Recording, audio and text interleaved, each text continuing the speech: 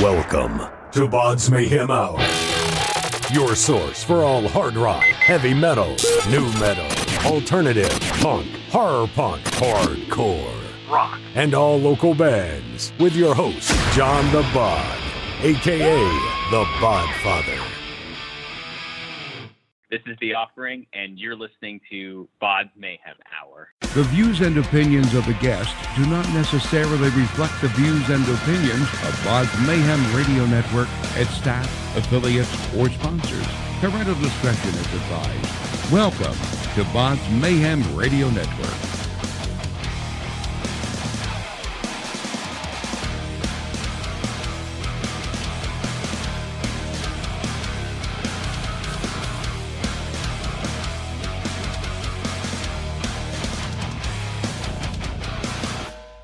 Hey everybody, welcome to BODS Mayhem Hour. I'm your host, John the Bod, a.k.a. the Bodfather.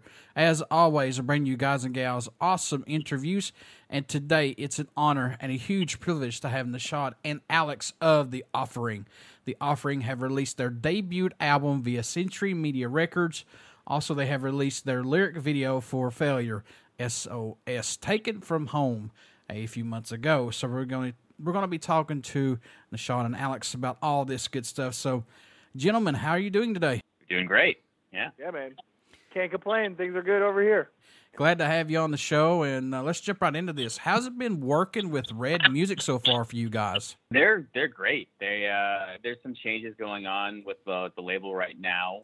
Just Red is taking over for the U.S. because, you know, before we have Century Media as a European deal, and now Red is the territory for the States now. And they've I used to work with them before, so they're great people. They have a really cool, very I want to say modern way when it comes to marketing. Bands are always thinking about how to get into the culture, not so much just, you know, get an advertisement and blast it in front of people's faces. They're pretty methodical, so I like them a lot. We have a great rep too that works in New York. She's great. I've got to say that I've worked with many PR firms here in the last little bit. I mean, I've been doing this for 8 years, but it seems like Century Media, Red Music, they have taken off. Nuclear Blast, the same. They've taken off even more. Napalm Records, same thing. They've taken off even more. So it's good to see all of these bands that are on these rosters, because to me, that just makes it more fulfilling for you guys. Yeah, absolutely. Yeah, I mean, we wouldn't be here talking with you if it wasn't for Claire. So I mean, we're very happy to be in the works with some really hardworking, smart minds. This is The Offering's debut album entitled Home. In today's music world, guys, some bands only put out an EP or album out and then they're done. So how does it feel to be able to put out your debut album plus other stuff that you had previous to this? How does it feel to be able in today's world to do this still? All right, yeah, I mean, it's fantastic. We did the EP. We had them acquire that one. We didn't realize how fast it would move, really.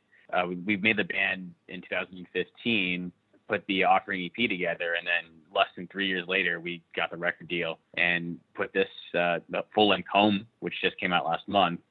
And they've put their backs into it, man. It's been crazy to see how we've gone from some underground, the local show act to playing Bakken. You know, that's incredible for us. Speaking of that, guys, do you like the EP route, or do you want to have the full-length album? I mean, I know things are due to money plus recording time and things like that, but what does The Offering like to have, most importantly? I would say that The Offering likes full-length album over an EP. We're really a band that likes to have one cohesive work. It kind of gives us an incentive to actually, like, make something of, you know, what we think of as like historical value, like a actual depiction of, like, you know, everything that we're feeling, and it gives us the room to experiment more rather than just pumping out 5 sellable singles. We get the opportunity to experiment with, you know, the full-length album on a vinyl format and structure. Now, you had mentioned about being an underground band. Looking back on this and finally being able to get out of that rut, just to throw that in there like that, how gratifying is this to see this full-length album where you've came from till now? I think it's fantastic. We definitely want. I mean, like, you can't complain. I know there's some select bands, especially in this genre, where they almost pride themselves on not being discovered, on being in the underground and being away from the mainstream, away from radio, like it's selling out or something. And we don't. I mean, we're still making the same music that we wanted to make from day one. Nothing's really changing. So for us to finally be going forward and taking steps in the right direction and hitting that and getting out on a record label with international distribution, it's kind of what we've always wanted. So I don't understand how anyone could possibly be unhappy with being discovered and being a band on people's radar. Yeah, I agree with that 1,000%. I mean, how would you not be satisfied and happy with that? I mean, isn't that the ultimate goal when you create a band? Exactly. Yeah, you'll be surprised, man. Like, a lot of people don't put bands together with the idea that they're going to write songs and not compromise on their artistic ability. But then at the same time, like, most people don't want to conquer the world. Mm-hmm. You know, some people have smaller dreams, staying in basements or trying to stay independent. And, you know, that's respectable in some limelights. But to us, like, our goal is always to be like a influential, bigger-esque, you know, big goal, swing for the fences type of band. What's impressed or excited you both the most about making the debut album Home, if anything? What sticks out about it the most for the both of you guys? I might be crossing here a little bit, but the fact that nothing changes the songwriting process. You know, like people have this idea that once you get signed that the operation becomes super smooth and, you know, you have, you know, all the time in the world to write it, you have all the right tools to do it. And the reality is that it's never going to be perfect. You're going to have to still do the same old, stay up all night every now and then, grind it out, try a million ideas over and over again, meet deadlines. It's going to still be the same old thing, you know, and I think there's no getting away from that. And it was good that we experienced that for our first record and had this kind of response for it, because I feel like we've kind of proved it to ourselves that, hey, there's no reason why we can't put out a great record. There's no limitation. We can do it, you know, doesn't matter what the circumstances are. Are there any songs on this album that didn't get to see the light of day that may be able to see it on a future EP or a future album possibly down the road? Ooh, I think that's up to Alex to say. Well, you know what, man? It really depends on whose perspective in the band is talking, because, like, for me, there's a few songs that were just demo ideas that I feel real confident in and that we should move. I feel like we should move forward in for album 2. And this is like kind of a wink in Nish's direction. But then at the same time, like, our drummer definitely doesn't like those songs. So, you know what, man? Like, we keep the ones that everyone is satisfied with. And, you know, in the songwriting process, Nish writes upwards of 30-plus demos. So there's always a lot to pick from. I have absolutely no attachment to a song if Alex can't sing on it or if the whole band says we're not doing this. So there's a lot of demos that haven't been used that Alex is pretty hot on, that I'm still hot on, but the guys might not like, or that the guys are hot on that, you know, we just couldn't agree that it was singable over. So got to definitely walk that fine line. How long did it take to write and complete the album? Ooh, it's a long amount of time. It definitely didn't take... Put it this way, we're always writing, right? So the demos may have taken about, I would say, around 4 to 5 months to put down, but we're always tweaking. We're always changing stuff. Alex is constantly revising what his vocal takes are. Like, one demo he might give me might not reflect the finished thing. So even down to when we hit the studio and we start mixing stuff, there's still stuff that gets changed. So I would say it's kind of an ever-evolving process. We started in late 2017, and we wrapped recording it around July of the following year. So all in all, about a year's process to get it fully done. But then we had, you know, some delays in mix down after that. So like a year and a half is essentially what he's saying. Yeah, just about. But we're confident that we could do it in shorter period of time if we can, you know, get it all. Yeah, we're definitely. We're a band that I'm sure Alex agrees with me on this one. We're a band that if you give us time, if you gave us a 3-month deadline, we're going to be working until the end of that 3rd month, no matter what. If you give us a 1-month deadline, we're going to work to the end of that 1 month. If you give us a year, we'll find a way to fill up a year. We're just the kind of band that will constantly keep working at something and tinkering with it until you finally take it off our hands. any songs standing out more to you than any right now on the album? I know you guys are close to these. I know it must change every time you listen to it. But are there any that stick out for the both of you possibly? Yeah, the last one, the song called Home, the title track. And I think that goes for actually everyone in the band, I feel like, has the same opinion. Yeah, pretty much. That song that song's the 15-minute long, like, kind of egotistical, selfish, changing in dynamics. It's just for us as a band that's also mindful of marketing and ideals and things like that. That was a song where we decided not to compromise and just write one theatrical big piece that wouldn't end until we wanted it to end. But with those songs that was on that album, was it hard to choose between the current set of songs, or was it hands down Failure, S.O.S, taken from Home? I mean, there's only 8 songs on the album, and they were all kind of written to be standalones, except for obviously the last one. That's definitely us. We put it in the label's hands to say, hey, you guys are the ones that have to market this. You guys have to go to digital to get these pushed.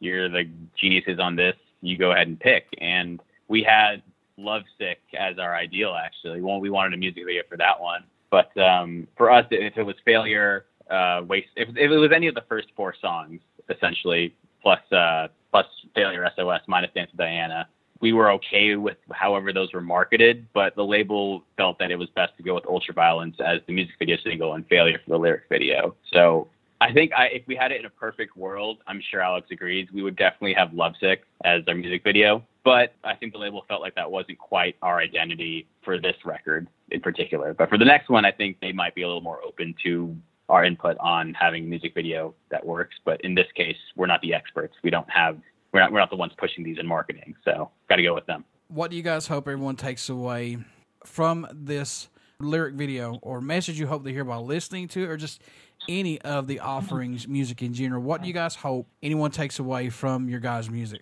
You know what, man? I kind of just hope that people see this CD and this body of work as like the beginning of, a band that's going to put out 3 to 5 more great records. I just want people to just see the potential and the growth. Because right now, in a genre that's, saturated with people that are, 10, 15, 20, 25, 30 years older than us, that there is still youthfulness in the genre. Yeah, and it seems like to me, those bands that's got age on them, and I don't mean to use it as a bad term, but a good term, these younger bands should keep them on their toes. Yeah, like, not to outspeak or overspeak, but the metal shows that we go to today aren't as rowdy or as emotional as they used to be. Agreed. And I don't know if it's because the guys are getting older or the records that they're putting out are less angsty because they have less angst, but there's entire younger populace of metalheads that are still around and want to be heard. Now, this album, was it recorded at Carriage House Studios in Stamford, Connecticut? And who produced it, guys? I produced it. We had Carriage House for the drums, but for everything else, Alex and myself just tracked it in our own spaces, actually. So we only used the studio for drums, and then for all the auxiliary stuff, guitars, bass, vocals, we find our own ways to track that stuff. Saves budget. It gives us more freedom. We're not burning $400, $500 a day just when we're going to scrap the takes that we did to do them again tomorrow, because that's how we work. Keeps everything nice and clean and up for revision, and I like it that way. I think Alex does too. That was going to be my next question. Since you guys self-produced it, does that give you more freedom and time plus to do everything and not be rushed and put something out there that you're actually happy with and don't have to look back 3 years later and go, ugh, I wish we had some more time with that? Oh, 100%. I think this is the first record I've ever been a part of where I look back at it and I go, maybe, because I'm definitely a few months removed. I can look back and say, hey, maybe one thing could have been different. But for the last year and a half, I've pretty much been like, no, I wouldn't change a thing. You get so much freedom to really put down what you want to do. And if someone has a problem with something, they can always go back and fix it, and we can talk about it, and we can get in there and make everyone happy. So I like that a lot. It helps everyone record in their own safe space too. So if someone wants to track by themselves, like Alex, he likes to do his vocals by himself, it's like, dude, go for it. That makes you comfortable. That's how you got to do it, right? You got to get the best take out of every person. If Steve wants to record drums over 5-6 days with all of us hanging out, Or if he doesn't for the next record, who knows? But we have the choice ourselves to make that call and do what's best for the record, make sure everyone's comfortable and they've got their ideas down the right way they want them. Alex, here's the $1 million question for you, good sir. Since Nish is the main guy with the producing on this, do you like him better as the producer or just a band member? Oh, man. Is it like black or white? Like I can't live in gray? I have to pick one? That's a curveball. That's a curveball for sure. That is a curveball. You know what? I have learned. Man, that's a tough one. You know what? He is one. Not that I've worked with many producers, and I've fired just as many producers as I have worked with successfully. So I'm gonna go with producer on this one, just because you know what? He knows how to talk to everybody to get exactly what he wants out of them. He understands the big picture. And, you know, this is something that's, like, not a one-off. Like, we're going to keep using him over, you know, I know we're talking like he's not there, but we're going to keep using Nishad to produce it until we have a $500,000 budget to pay someone who is better than he is. But that's good that he gets something extra out of you guys versus him as a bandmate. You know what I'm saying? It's good that he can get that out of you all. And you know what? And it's part of it is like, you know, we're very comfortable with him, and he allows, like, you know, for me, like being isolated and doing tracks by myself is like an essential part of the artistic process. And I do 95% of my vocal writing while I'm alone recording on the spot.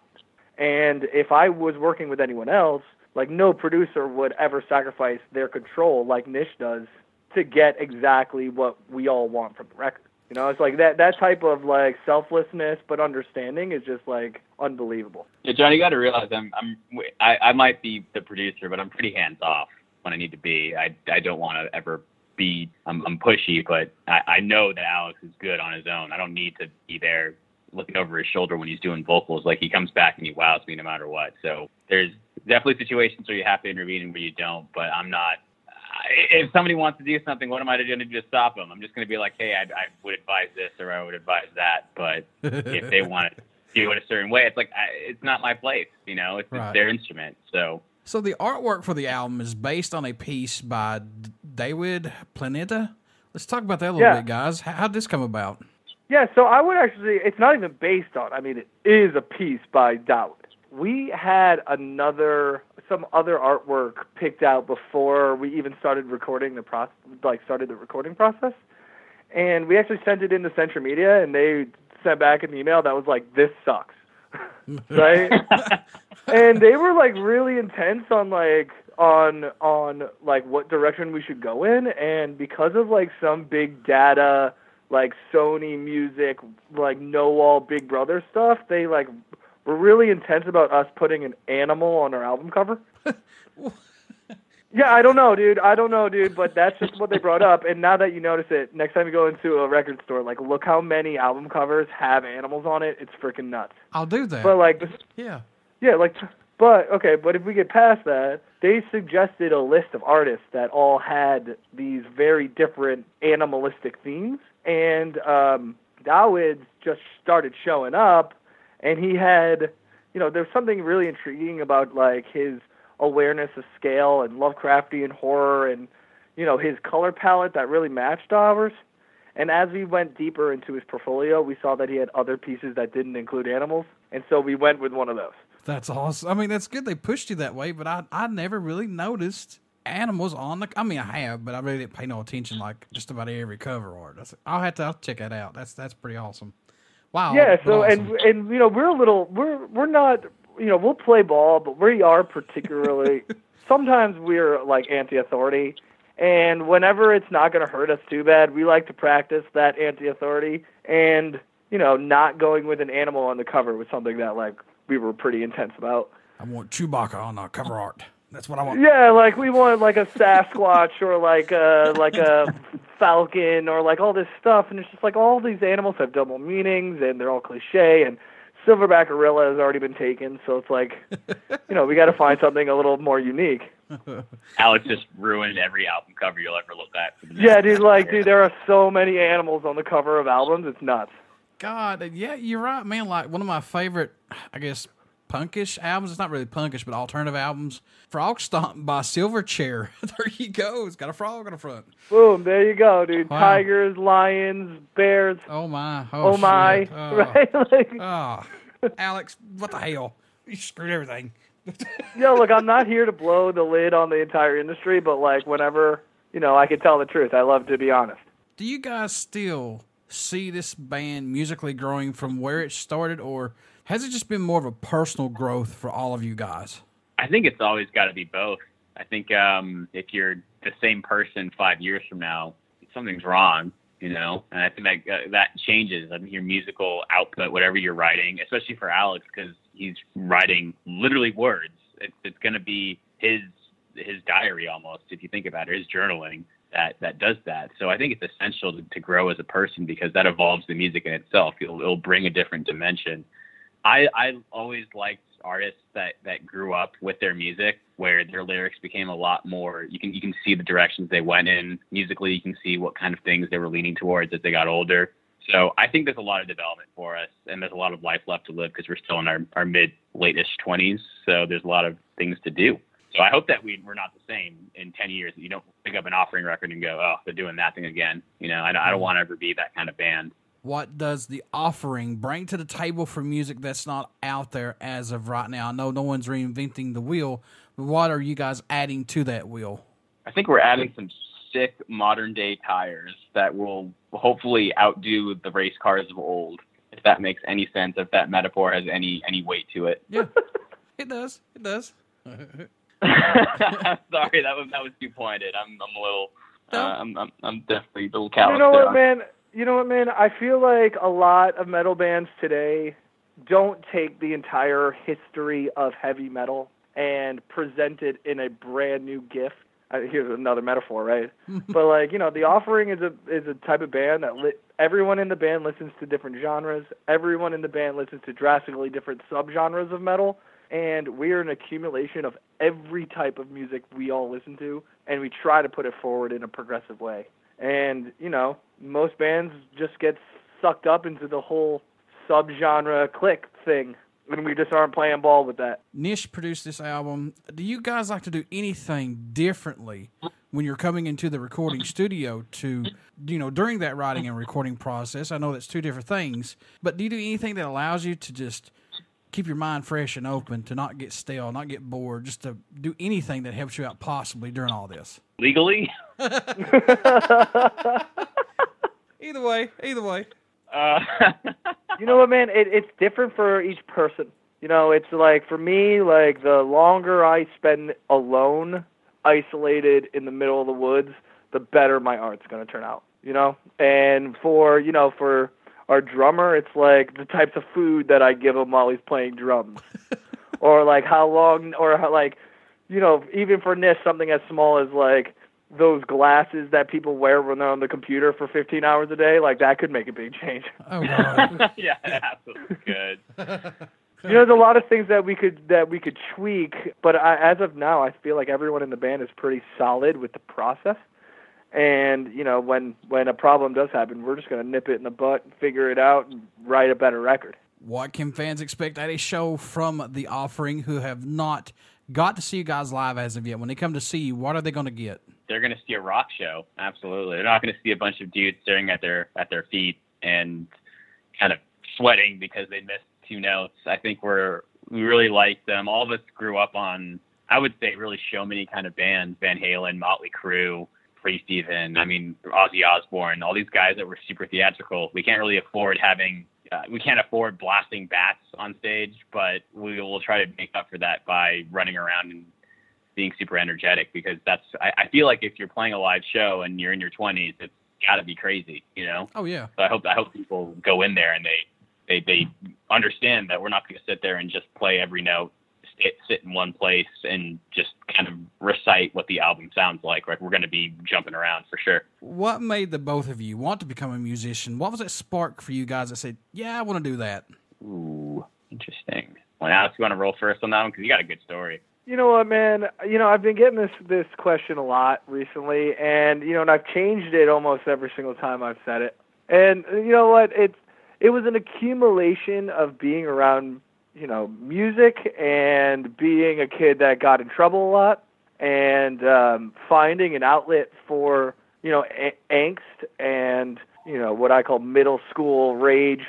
And, only frontmen of metal bands can scream at the top of their lungs and have no one know that they're insane. So I'm going to go with that for my answer. Awesome. Myself, I played guitar. My dad taught me, so that's a huge factor. Growing up, that was huge for me. But I never took it seriously until maybe 12 or 13, and I started really understanding that there's this cool opportunity to really make something. For me, the huge turning point for me with wanting to be in a band and make music was when I first started recording music. Actually, it was all terrible, horrible garage sounding stuff. But I would make things work with a small little cheap condenser mic and so I think it was called ProTracks Pro or something, some stupid B-grade software, and discovering that you could layer stuff.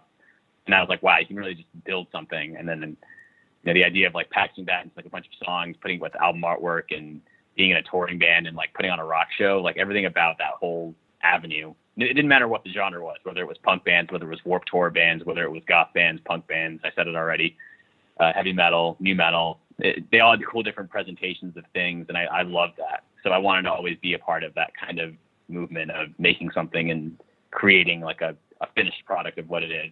Do you ever go back and listen to stuff, Nish, and be like, oh, what was I thinking? Stop it.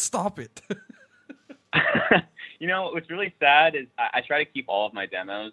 It doesn't matter what genre they were or what time they came from. But unfortunately, I think my very first computer, in the basement somewhere, I don't know where it is, but it's definitely tanked. A lot of those old demos are gone. And I think some people might have scattershot MP3s here and there that I'll try to listen to, but I don't ever look back at something and cringe at it when it comes to what I wrote. Usually there's something that's oh yeah, that was goofy. That was a goofy time, but most times I can go back and say, okay, this is what I was thinking at the time. So I can see why I came up with that. It was stupid, and I was a stupid person at the time, but I can't cringe at it because that's who I was, right? And there's a lot of, this band has moments like that too, where I'm just that wasn't a great idea, but I know what we're doing. It's not that we were making bad music. It's just we had a situation or we had a personality conflict that's what we did. And that's what we had at the time, and we thought it was good at the time. So that's whatever, right? The poltergeist. I know, we had some terrible demos, man. We had some bad songs in the past. Yeah, dude, we've written some bad songs too, man. Look at me. I've been doing this since 2012, and I know I have an accent, but I see where I started out and come along till now. I cringe because I'm like, why did I ask that fucking question? Because I feel like I'm Chris Farley sitting on the couch when he's interviewing Paul McCartney, on Saturday Night Live, and it's oh God, Paul McCartney. It's I don't know. It's I cringe. It's dumbass. What did you do? But it's funny though, because you say that, but how many people are do you think go back and scrutinize that very detail you're talking about and just yeah, he really screwed that up. What a loser. No one ever does that. Just you. And not to mention, man, heavy metal has had some seriously cringy history, man. Oh yeah, that's true. There's been a lot of assless chaps and glory-filled fists in the air, eroticism, Yeah, that's very true. I agree with you on that one. Heavy metal is a weird thing, man. It is, but everybody just fits. That's the craziest thing. Yeah, there's something for everyone. Yeah, that's for sure. It's the misfit toys genre. That's very true. Very, very true. Is there a country that stands out or shocks you guys that the offering gets support from, or your music even gets played in those areas, possibly? Can I respond with not a country, but a city? Yeah, anything, man. I want to go with Fresno, California. I was going to actually say El Paso, Texas.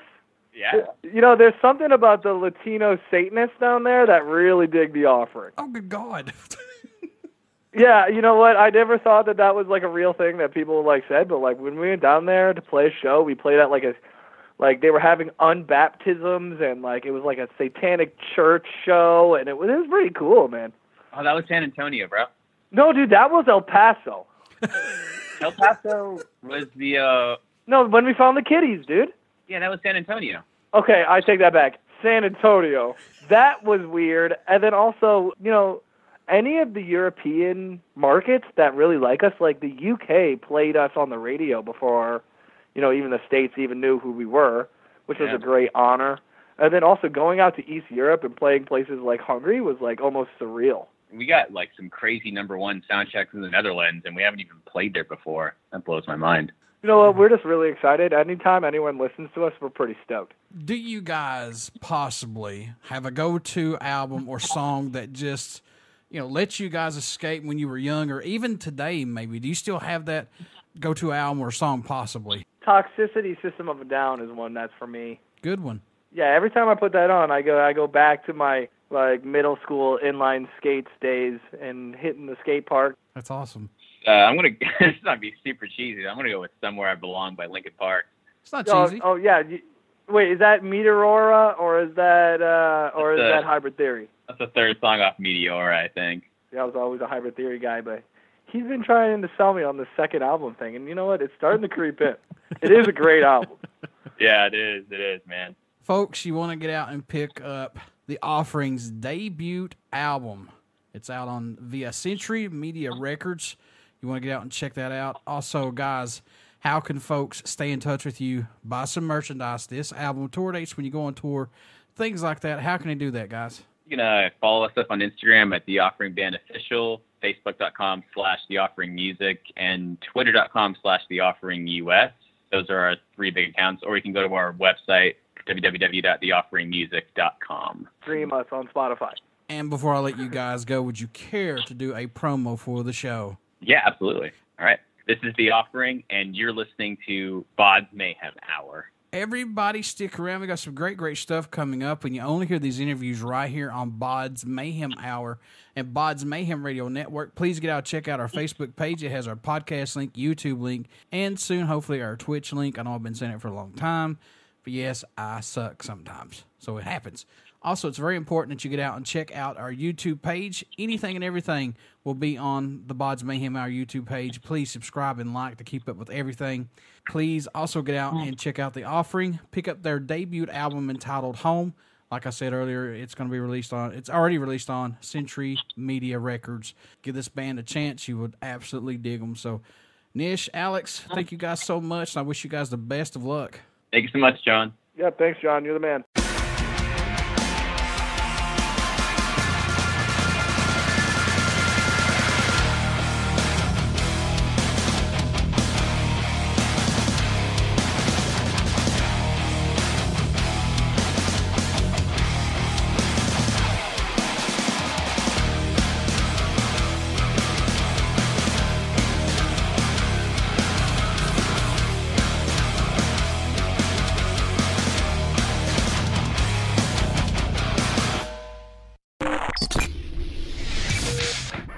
You're listening to BODS Mayhem Hour. Follow us on Facebook, Twitter, and Instagram.